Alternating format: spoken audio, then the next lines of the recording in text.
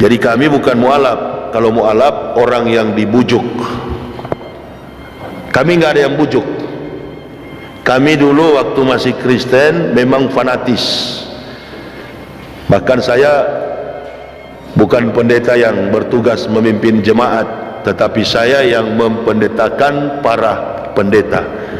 Jadi saya adalah datu mbahnya kafir. Ini dokumen saya mempendetakan para pendeta. Saya sengaja membukukannya karena terlalu banyak fitnah. Saya bukan Saifuddin Ibrahim, bukan Yusuf Roni yang murtad dari agama Islam lalu membawa-bawa nama bekas ustaz. Nggak percaya saya kalau ada ustaz murtad itu, nggak percaya. Ustaz itu nggak pernah murtad. Pendeta masuk Islam banyak pendeta masuk Islam. Di zaman para nabi sudah banyak, di zaman para sahabat sudah banyak pendeta ahli kitab masuk Islam. Bahkan yang paling tahu rahasia tentang Islam itu adalah ahli kitab. Dari mana mereka tahu? Dari mana mereka tahu? Dari dalam, enggak, pendeta belum zaman Taurat, Pak. Pendeta mengetahui Islam itu benar berdasarkan susunan manuskrip Holy Quran. Ini sejarah. Di zaman Musa Allah memberikan kitab Taurat. Taurat itu bukan dalam bentuk buku. Taurat itu tertulis di atas 2 loh batu, 5 and 5, yang disebut dengan the 10 commandments, 10 perintah bagi Bani Israel. Di dalam isi 10 perintah itu disebut dengan Torah. Dalam studi teologi Kristen itu Old Testament, perjanjian lama, disebut dengan Tanakh, Torah, Nebiim, Ketubim. Torah adalah kitab Taurat, Nebiim itu kitab nabi-nabi, Ketubim itu kitab syair. Dari susunan kitab-kitab inilah ada satu orang di sini namanya Bambang Nurseno. Dia bicara di YouTube pakai istilah Islam juga. Alhamdulillah katanya, kami sudah menemukan Injil asli di Israel. Tanyakan sama Nursena, kalau anda sudah menemukan Injil asli tentang perjalanan dakwah Nabi Isa, lalu bagaimana dengan sebuah buku yang ditulis seorang penulis Amerika yang berjudul The Dead Sea Scrolls, naskah laut mati, gulungan naskah laut mati. Apa kesimpulan dari buku itu? Ditulis di dalamnya bahwa Injil yang asli itu, kata Yahudi, disimpan ke dalam dasar laut mati. Kira-kira ada nggak orang bisa berenang, nyelam, diving ke laut mati? Garamnya nggak ada. Mau pecah kertas telinga kita ini, habis oksigen kita, saking kadar garamnya tinggi. Inilah saya meneliti ke sana. Ada 3 agama besar di dunia, Yudaisme, Kristen, dan Islam. Lalu Profesor Dr. Willy Lolowang, dosen pembimbing saya, Belanda Manado, dia katakan, pulang kita. Kenapa pulang, Prof? Jangankan kita ini satu tim, sedangkan Tuhan saja Yahudi tipu. Mana mungkin ada? Kalau ada, kenapa disimpan di laut mati? Berarti tidak bisa, ini omong kosong.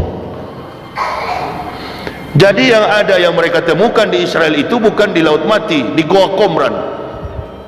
Goa Qumran itu adalah naskah-naskah terpotong-potong, sepenggal-sepenggal naskah yang merupakan kitab para nabi, Nebiim, bukan Injil. Injil itu tidak pernah terbukukan dalam bentuk manuskrip. Dia dibawa oleh Al-Masih ketika Al-Masih diangkat oleh Allah. Isa ibnu Maryam Ruhulillahi wa kalimatullah. Ada 3 agama besar di sana, dan sampai hari ini masih diyakini oleh orang Yahudi. Nama agama mereka adalah Yudaisme. Kitab mereka bukan Taurat, kitab mereka adalah Talmud. Kita di Indonesia ini menganggap orang Yahudi kitabnya Taurat. Taurat dulu nenek moyang Yahudi. Perhatikan baik-baik, saya jelaskan ini. Jadi Taurat itu tidak diwariskan kepada anak cucu Israel, karena meninggalnya Musa, sepeninggalnya Musa, wafatnya Musa, Taurat itu raib. Tidak ada satupun ahli geologi yang mampu membuktikan, ahli bibliologi yang bisa membuktikan ini catatan Taurat asli, karena dia memang tertulis di atas loh batu, bukan di kertas begini. Ada anak muda bilang di Pekanbaru, Ustadz, bapak saya punya Injil asli. Hebat sekali ya. Kapan bapak mau ketemu Nabi Isa? Ini Injil juga tidak terbukukan dalam bentuk buku. Tadi malam ada yang bertanya kepada saya tentang The Gospel of Barnabas, Injil Barnabas. Injil itu melekat pada lisan Nabi Isa. Isa diangkat oleh Allah, Injil jelas ikut, otomatis ikut. Adakah kira-kira jejak fakta historik yang memungkinkan seorang ahli bisa membuktikan Taurat dan Injil asli? Ada kira-kira? Nggak ada. Kembalilah wahai manusia, Taurat dan Injil asli itu nanti ada ketika diutusnya Ahmad bin Abdullah. Kalau bapak ibu mendapatkan keterangan tentang Isa dan ibunya di dalam Al-Quran, maka itulah Injil. Bapak dan ibu mendapatkan perjalanan Musa, Exodus dan bangsanya Israel, maka itulah Taurat. Bapak mendapatkan, ibu mendapatkan kisah tentang perjalanan Daud dan Sulaiman Nabi, maka itulah Zabur, Mezmur, Hadebari. Baru kita tahu ya. Jadi orang Kristen memakai kitab yang ada sekarang ini bukan Taurat, bukan Injil. Mereka memakainya itu adalah kitab yang diadopsi dari Bani Israel Yahudi, namanya Perjanjian Lama. 39 kitab Perjanjian Lama, 27 kitab Perjanjian Baru. Tidak ada hubungannya agama Kristen dengan Nabi Isa. Tidak ada hubungannya orang Kristen dengan Nabi Musa. Tetapi pemahaman kita orang Islam dan Kristen di Indonesia, kitab orang Kristen adalah Injil. Bapak juga ibu turut berdosa. Ya, berdosa. Injil yang sebenar-benar Injil itu adalah Al-Quran. Itu yang membuat saya kagum dengan kehebatan Rasulullah Muhammad sallallahu alaihi wasallam. Masuk Islam bukan karena melihat karakter umat Islam di Indonesia. Innalillahi, yang tukang begal motor namanya Abdullah, yang masuk penjara Ibrahim, Sulaiman, Muhammad. Jarang orang Kristen masuk penjara. Lalu karakter siapa yang saya harus ikuti? Apalagi di zaman politik begini.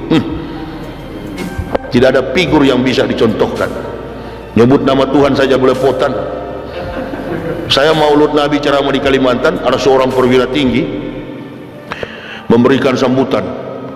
Kita berikan solawat dan salam kepada Nabi Muhammad subhanahu wa ta'ala. Woi kawan, bukan mualaf itu, bukan mualaf. Sudahlah, saya nggak usah bilang namanya. Pokoknya pangkatnya pati, perwira tinggi, kolonel atau apa ya? Nabi Muhammad subhanahu wa ta'ala. Innalillahi. Makanya belajar Iqra kawan.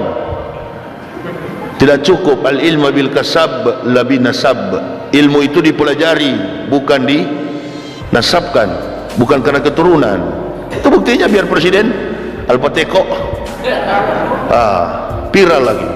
Sholat disuting begini dengan niat mau diviralkan. Gak apa-apa kalau viralnya tajwidnya pas, mahrojnya pas.